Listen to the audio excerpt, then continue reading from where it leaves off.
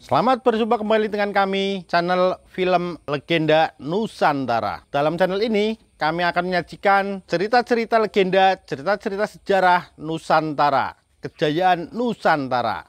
Semoga kita semua akan menyadari bahwa negara kita, Nusantara, adalah negara yang sangat luar biasa. Salam NKRI.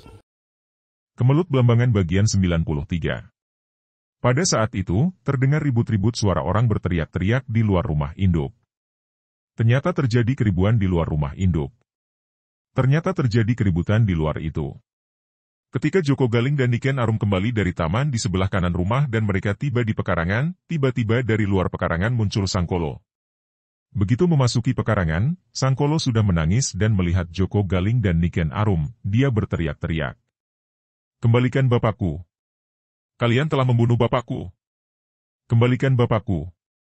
Dia berteriak-teriak di antara tangisnya. Niken Arum yang sudah mendengar tentang pengkhianatan yang dilakukan Kikiswoyo, menjadi marah melihat munculnya Sangkolo. Ia cepat menyebut dan menghampiri Sangkolo, diikuti Joko Galing dan gadis remaja itu menudingkan telunjuknya ke arah muka Sangkolo dan berkata ketus. "Sangkolo, mau apa engkau ribut-ribut? Ayahmu tewas karena kesalahannya sendiri. Dia berkhianat, bersekutu dengan orang-orang jahat menyerbu perkampungan kita. Engkau semestinya malu dengan perbuatan ayahmu itu, tidak berteriak-teriak seperti ini. Kubunuh kau. Akan kubunuh semua orang Bromo Dadali." Teriak Sangkolo dan dia sudah mencabut golok yang diselipkan di selipan di pinggang lalu menyerang Niken Arum dengan ganas. Niken Arum terkejut dan cepat melompat ke kiri untuk mengelak. Akan tetapi Sangkolo memutar tubuh menyerang lagi seperti orang gila mengamuk.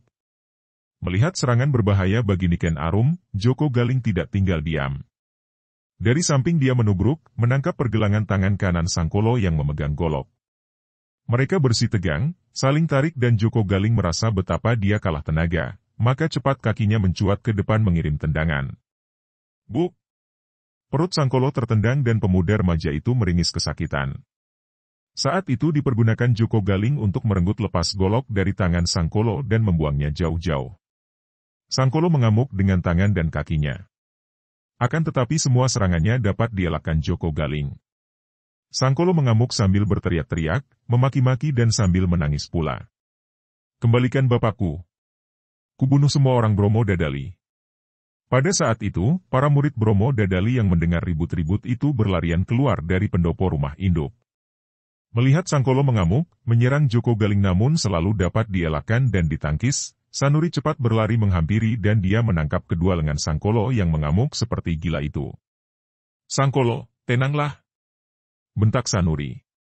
Sangkolo tidak mampu meronta dan dia berhenti mengemuk, kini menangis sambil duduk mendeprok di atas tanah, kedua tangannya menegogos-gosok mata. "Kembalikan bapakku. Kembalikan bapak. Sangkolo, bapakmu tewas dalam pertempuran yang dimulainya sendiri. Dia mengajak orang-orang jahat untuk menyerang Bromo Dadali.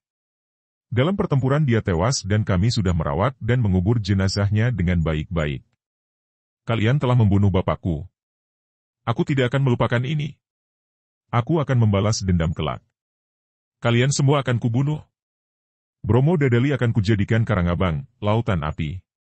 Sangkolo meloncat berdiri dan sambil menangis dan berteriak-teriak dia lari keluar dari perkampungan itu.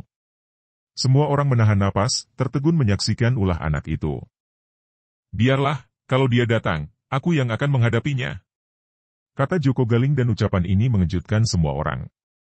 "Joko, jangan lancang kau," kata Muryani menegur anaknya. "Ibu, dia jahat dan mengancam. Harus kita tentang, bukan?" bantah Joko Galing. "Joko, Sangkolo adalah putra seorang murid Bromo Dadali, maka kalau dia menyimpang dari kebenaran, kewajiban kita untuk menyadarkannya dan menuntunnya kembali ke jalan yang benar. Dia juga masih kanak-kanak dan dia sedang mengalami guncangan batin karena kematian ayahnya," kata pula Muryani. Mendengar ini Joko Galing menundukkan mukanya. "Maafkan, Ibu, aku memang bersalah." Kemudian Joko Galing dan Niken Arum bicara dengan Parmadi dan Muryani berempat saja di dalam taman, ini atas permintaan Joko Galing kepada orang tuanya. "Joko, engkau dan Niken mengajak Ami bicara di sini. Apakah yang hendak kau sampaikan kepada kami?" tanya Parmadi. Ayah, tadi aku dan Bakayu Niken bercakap-cakap dan kami berdua tidak dapat menjawab pertanyaan-pertanyaan yang timbul dalam hati kami sehubungan dan meninggalnya kakek guru. Apakah yang kalian tanyakan itu? Tanya Parmadi heran. Bakayu Niken Arum mengatakan bahwa setiap orang, termasuk kami berdua, pasti akan mati seperti kakek guru kalau saatnya sudah tiba. Nah, pertanyaan kami yang pertama, mengapa kita harus hidup kalau akhirnya hanya akan mati? Diam-diam suami istri itu terkejut.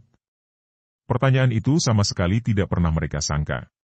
Yang bertanya adalah seorang anak-anak dan biarpun Joko Galing mempunyai pikiran yang lebih maju daripada anak-anak biasa seumurnya, namun dia masih belum dewasa, mungkin hanya setingkat dengan pengertian Niken Arum yang berusia 12 tahun, belum juga remaja.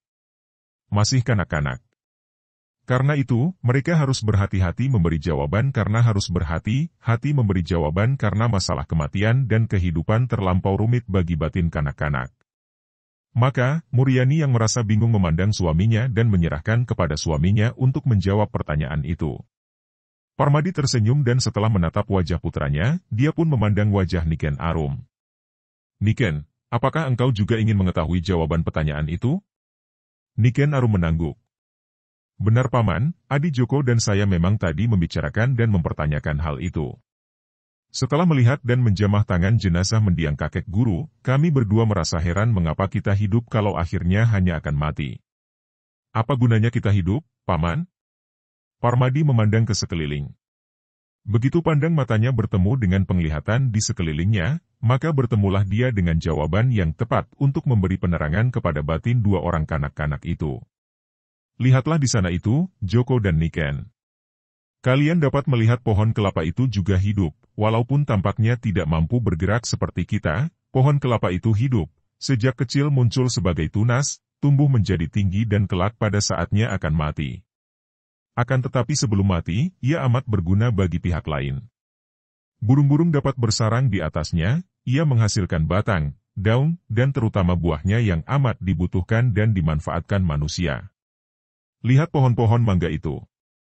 Sama saja, mereka pun kelak akan mati, namun sebelum mati banyak manfaat mereka hasilkan bagi makhluk lain terutama manusia. Pohon mawar dan melati itu pun besar sekali gunanya, menghasilkan bunga-bunga segar yang indah dan harum, dinikmati manusia. Itu di sana ada sapi sedang makan rumput. Bahkan tumbuh-tumbuhan seperti rumput itu pun hidup dan kelak akan mati, akan tetapi sebelum mati, rumput-rumput itu amat berguna bagi hewan yang membutuhkannya untuk makan. Sapi itu sendiri pun hidup dan kelak mati, akan tetapi ia pun menghasilkan banyak manfaat. Tinjanya menyuburkan tanah, air susunya, dagingnya, bahkan kulit dan tulangnya dapat dimanfaatkan manusia. Nah, kalau semua yang hidup itu, tanaman sampai binatang, hidup dan sebelum mati dapat bermanfaat bagi pihak lain, apalagi kita manusia. Kita juga hidup dan kelak akan mati, maka seperti juga mereka itu, tumbuh-tumbuhan dan hewan, sebelum mati sepatutnya kalau kita juga menghasilkan manfaat bagi semua makhluk lain, terutama sesama manusia. Nah, mengertikah kalian sekarang apa gunanya kita hidup ini? Kini Joko Galing dan Niken Arum saling berpandangan. Anak laki-laki itu lalu berkata, Ayah dan Ibu, kalau begitu, kita hidup ini harus berguna dan ada manfaatnya bagi orang-orang lain. Benar, anakku. Kalau selagi hidup kita ini tidak ada guna dan manfaatnya bagi sesama manusia, bahkan sesama hidup, maka kehidupan ini kosong dan tidak ada artinya. Kata Muryani sambil merangkul putranya. Paman, berguna dan bermanfaat bagi orang lain itu berarti bahwa kita harus melakukan kebaikan terhadap sesama manusia. Tanya Niken Arum. Benar, Niken. Baik yang berarti tidak mementingkan kesenangan diri sendiri, setiap saat siap membantu siapa saja yang membutuhkan bantuan, menegakkan kebenaran dan keadilan, menentang kejahatan dan keangkaramurkaan. Tidak memamerkan kepandaian sendiri melainkan dengan rendah hati menyadari kekurangan sendiri. Mengertikah kalian berdua? Aku tidak memahami sepenuhnya, Ayah, akan tetapi kukira yang Ayah maksudkan adalah watak satria seperti yang sering Ayah Ibu ceritakan. Sekarang, pertanyaan kami yang kedua. Ayah, apa yang terjadi selanjutnya dengan kita kalau kita mati seperti Eyang Guru itu?